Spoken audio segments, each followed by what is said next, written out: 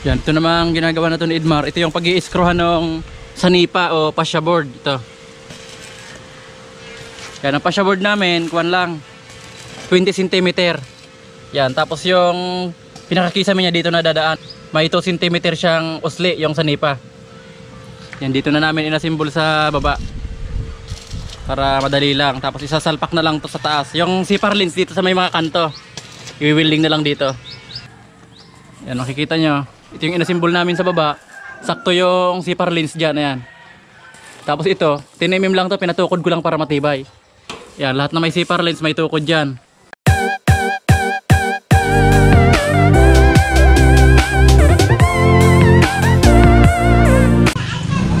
Yan, medyo gumaganda yung panahon ngayon mga kabayan. May lalagay na namin yung bubong. Yan, tinutuloy na ni Edmar yung trusses.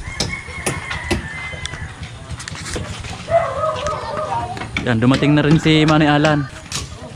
Kinarga niya dito sa pick up niya yung yero. Yan, 0.5 yung kapal nito. Tapos yung pinakamahaba 9 meters. Yan, pinagkasya niya. Yan, makikita niyo. Nakausli dito ng 1 meter.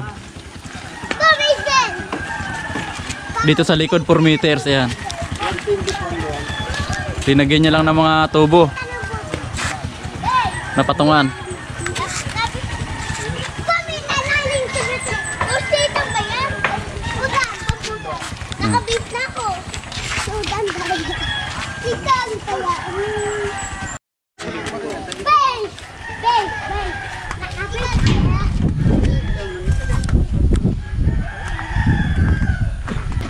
Yan, tapos ngayon ipapatanggal ko na tong kuan. Ipapatanggal ko na tong forma ng hamba. Yan, tapos ipapakabit ko na rin yun dito.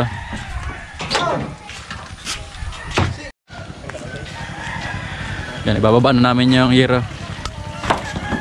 Yan si Manny Alan.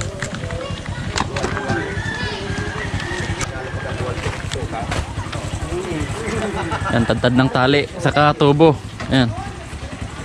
Tapos nakakabit pa yan dito sa ilalim sa chassis. Yan, walang kawala.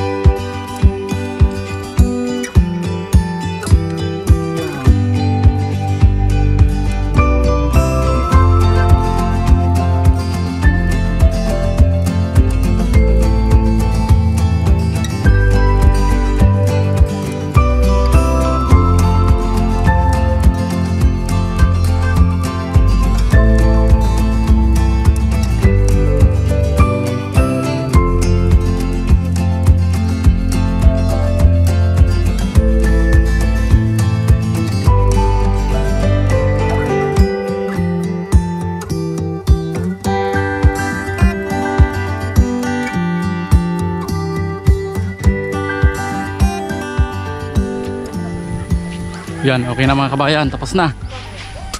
Yan. Ito yung mga tubong na patungan mga kabayan, oh. Yan, dito muna namin linagay sa tabi ng daan. Yan, ginawan lang namin ng patungan. Tapos yung pagkasunod-sunod niya, yung uunahin na naming kakabit. Para pag hinugot, salpak na doon sa bubong. Yan, pinapasintadahan ko na rin yung sa dulo na yan.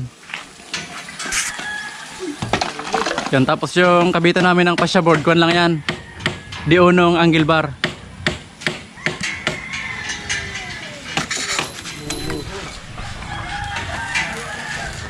Yan, ang nilagay namin yung rafter, tatlo. Di bali yung pagitan ng bawat rafter, 250 cm.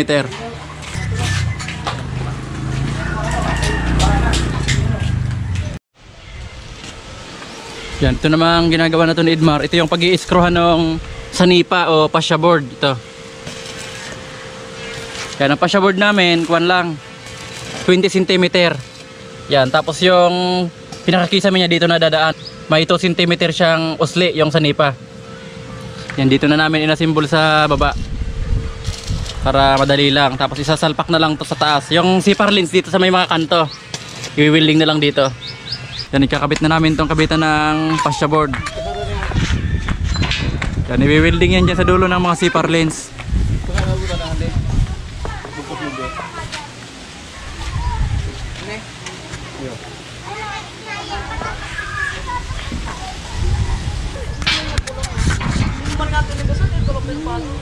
Yan, ikakabit na namin yan. A few moments later.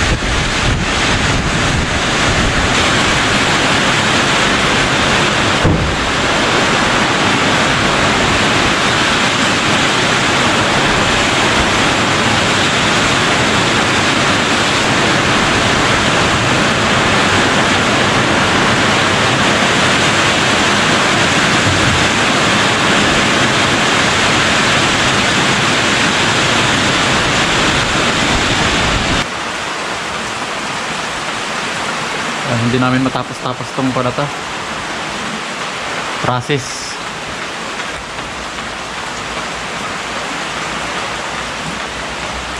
Yan, ito naman yung dito sa may mga kwarto.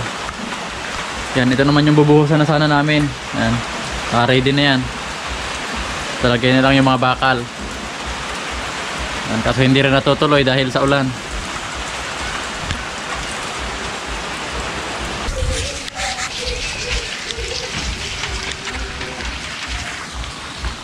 Yan, dapat ito na sana yung mga ikakabit namin ngayon. A few moments later. Ano, J-King? Tuloy-tuloy na kayong init? Tuloy-tuloy na yan, huwag lang ulan. Yan, para tapos na rin tayo. Yan na, tinutuloy na ni Edmar yung pagkakabitan ng sanipa.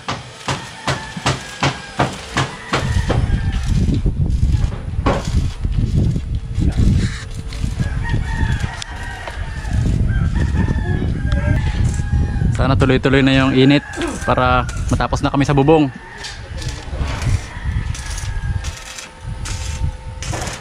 Kasi nandito na yung mga kuha namin, nandito na yung mga bubong namin.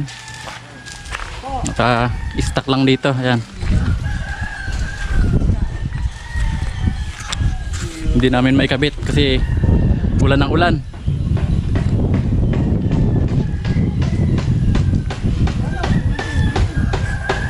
Para pag nabubungan namin, buwelo na yung magtatrabaho sa baba.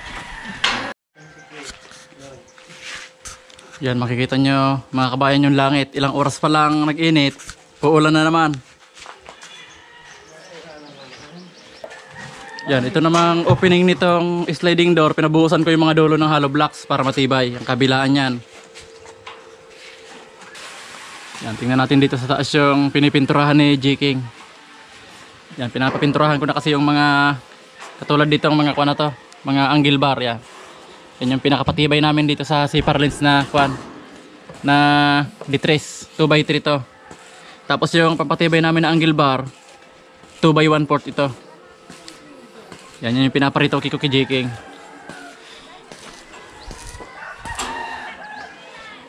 Para mailagay na namin yung kuwan, mailagay na namin yung hero. Yan, ito bubuhusan din to. Pagkabuhos nito ilalagay na namin yung yero kasi uulan na naman. Ayan, ang itim na naman ng langit. Yan, ito yung pinapapinturahan ko na kay J-King. Para mailagay agad yung kuwan, mailagay agad yung yero. Yan, makikita nyo. Ito yung inasimbol namin sa baba. Sakto yung zipper lens dyan. Ayan. Tapos ito, 10mm lang to, pinatukod ko lang para matibay. Yan, lahat na may zipper lens may tukod dyan. Ayan.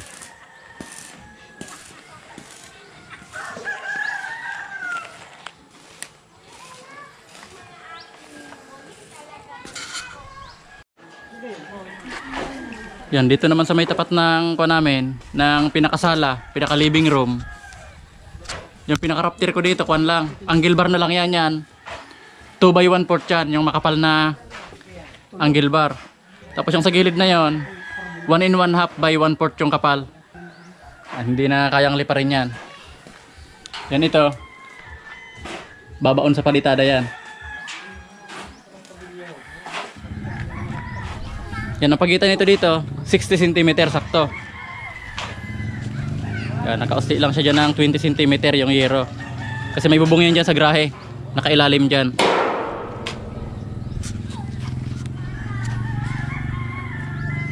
Yan, bukas ang isusunod namin pag-i-install ng yero. Yan, hanggang dito po muna mga kabayan yung video ko. Maraming salamat po sa panonood.